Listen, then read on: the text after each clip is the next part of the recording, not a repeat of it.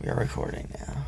Hi, everybody. It is me and the Chili Bear, the Gregsia Hufford, the silly cat. And I noticed this morning when I woke up, I had this Robert Frost book of poems. Oh, we held this for me? You just hold it the same way because I'm going to read it anyway. So we're going to pass this back and read some poems off of here because I haven't uploaded anything to my poem playlist in a while. So let's see what we can find. And then start being fun. Alright, yes, and then alright, so I'm gonna read. Let's see. Alright, here, let's pick. Sitting by a bush in broad sunlight or stopping by woods on a snowy evening. Which sounds better? The broad sunlight. Alright. Sitting by a bush in broad sunlight. When I spread out my hand here today, I catch no more than a ray. To feel of between thumb and fingers, no lasting effect of it lingers. There was one time, and only the one, when dust really took in the sun, and from that one intake of fire all creatures still warmly suspire.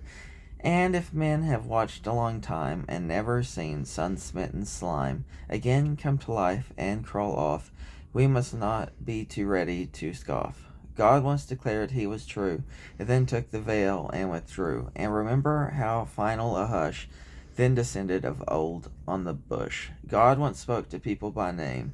The sun once imparted its flame. One impulse persists as our breath. The other persists as our faith. That didn't rhyme at the end, did it? Maybe that was the point. I don't know. Anyway, here, you get a pick. I'll hold it and find one. Some are kind of long, too. Just find one that's not super long. Unless you want to read one that's super long, but I don't think you'd probably want to read something too long. Robert Frost is a little bit too scholarly for me, but I need to buy some more poem books we can pass back and forth because that was just the one I had right now. Oh Lord, I'll contain this. Please skedaddle, you silly star cat. Come here, relax. Well, the Chili Bear finds it. Oh, a lot of these towards the front are really long. Yeah, try the back. I've noticed some that aren't too long back here.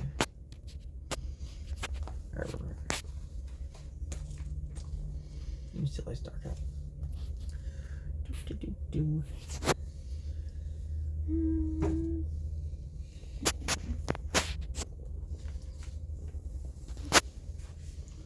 I'll read this one over here. What's it called? The Onset.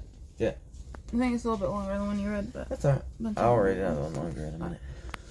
Always the same when on a faded night at the gathered snow lets down as white as May and I can't read this one. Just skip. Stupid. No, I'm gonna do the one before it. Oh Lord. You can just skip parts. I can't read, so I'm illiterate. You're silly. Alright. Evening in a sugar orchard. From where I lingered in a lullen march outside the sugar house one night for choice, I called the fireman with a careful voice and bade him leave the pan and smoke the ark. Oh, fireman, give the fire another stoke, and send more sparks up the chimney with smoke. I thought a few might tangle as they did among bare maple boughs, and in the rare hill atmosphere not cease to glow, and so be added to the moon up there. The moon, though slight, was moon enough to show on every tree. On every tree a bucket with a lid, and on black ground a bearskin rug of snow. The sparks made no attempt to be the moon. They were content to figure in the trees as Leo, Orion, and Pleiades, and that was the boughs were full of soon. That doesn't make any sense. Yeah, no, there you go. All right. Poets are fucking weird. Yeah, They're just saying shit. Yeah, Robert Frost is my favorite. Here, hold it. But let's look at practice. We'll get up. Here's one called a Lone Striker. I'm not sure. That's not so long. The swinging mill bell changed its rate to tolling like the count of fate. And though at that the tardy ran, one failed to make the closing gate. There was a law of God or man that on the one who came too late, the gate for half an hour be locked, his time be lost, his pittance docked. He stood rebuked and unemployed. The straining mill began to shake. The mill, though many eyed, had eyes inscrutably opaque. so that he couldn't look inside to see if some forlorn machine was standing idle for his sake. He couldn't hope its heart would break, and yet he thought he saw the scene. The air was full of dust of wool. 1,000 yarns were under pull, but pull so slow with such a twist all day from spool to lesser spool, it seldom overtaxed their strength.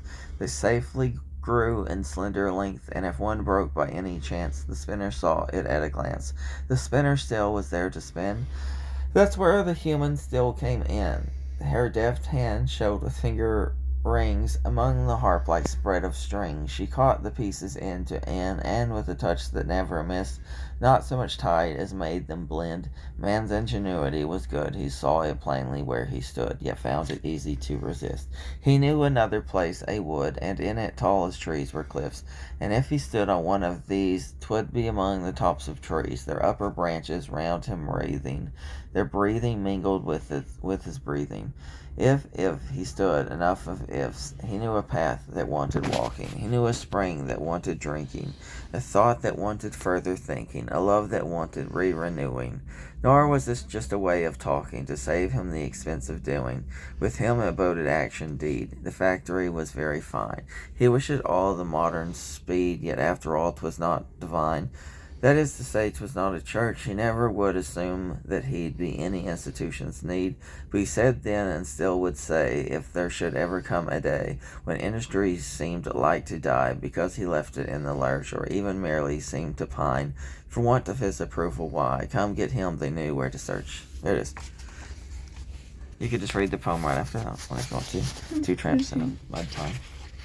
You can check, make sure it's not too long. If it gets too long, just like cut it short. Let's see. Yeah, it does go away, doesn't it? Yeah. I'll find one. Alright. No worries. I'm a genius. I'll figure it La la la la la la la la la. Huh. This one's nice and short. See, here's a few short ones. Oh, nice. Alright. Let's end on those then. So we read a few small ones. Let's see here. My hair's on my face. Ramen. Alright. House fear. Woo, I have those.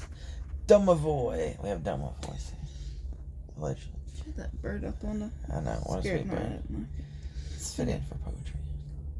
Yeah, go ahead. Always, I tell you, this they learned, always at night when they returned to the lonely house from far away, to lamps unlighted and fire gone gray. They learned to rattle the lock and key, to give whatever might chance to be, warning in time to be off light and preferring the out to the indoor night. They learned to leave the house door wide until they lit the lamp inside. I'll go check on the Alright, I'll finish up. Okie dokie. Alright, which one did you read? This The, house for. Alright, I'll read this. Hey, do you know where my glasses Oh, are? I'm gonna I read a can't few see here. anything. Oh, yeah, hold on. Shaz bought. Let me see, are they up here? Oh, Lord. I'll find them. Alright, I'm gonna go read some poems in. Alright, at least I'm finishing up the poetry, but I want to get better poetry with this. I'm not a huge fan of Robert Frost, but. Oh, this is her word. Maybe she should read it. This is the smile. I didn't like the way he went away. That smile, it never came of being gay, allegedly. No. Still he smiled. Did you see him? I was sure. Perhaps because we gave him only bread, and the wretch knew that from that we were poor. Perhaps because he let us give instead of seizing from us as he might have seized. Perhaps he mocked at us for being wed, or being very young, and he was pleased to have a vision of us old and dead. I wonder how far down the road he's got. He's watching from the woods as like as not. Alright, now this is I'm going to read the next one, the oft-repeated dream. She had no saying dark enough for the dark pine that kept forever trying the window latch of the room where they slept, the tireless but ineffectual hands that with every futile pass made the great tree seem as a little bird before the mystery of glass. It never had been inside the room, and only one of the two was afraid in an oft-repeated dream of what the tree might do. Who's that one? Aubrey St. Malay or something? I'd like to read her. Let me see. How's Millie doing? Okay, let's read some poetry. Alright, come here, Millie. I will read poetry to you. Get over here. Bring that little poo so she can Are you gonna lay her down there? Here, let's get over. Look, Millie, you can be in our poetry video. Get over here, little cute panda. Let's see. Look, Millie.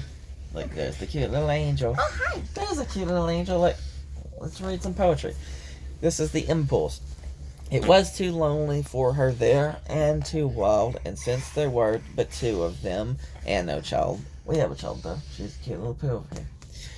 And work. Oh, and we have a cat. Oh, Lord. And work was little in the house. She was free and followed where he furrowed field or felled tree. Now I gotta turn pages about singing because this cat's on me. This cat's on me. No, wrong. She rested on a log and tossed the fresh chips with a song only to herself on her lips. And once she went to break a bough of black alder. She strayed so far she scarcely heard when he called her, and didn't answer, didn't speak or return. She stood and then she ran and hid in the front. That's the most chaotic poetry of all time. He never found her, though he looked everywhere, and he asked at her mother's house, was she there? Sudden and swift and light as that, the ties gave, and he learned of finalities beside the grave. There's a little thing here at the end, but anyway.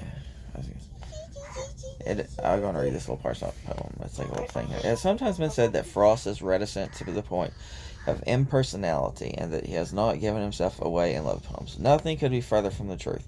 Frost, like all true poets, reveals himself in everything he writes, not only in his pictures of other people, but in his self-portraits. Personal touches, quick and characteristic, illumine such love poems as Going for Water, a line and lighter, but no less lovely than the telephone. Alright, I'm not going to sit here anymore, but there's your cat. Get your cat already out of here. Alright, signing off. Say goodbye. Goodbye.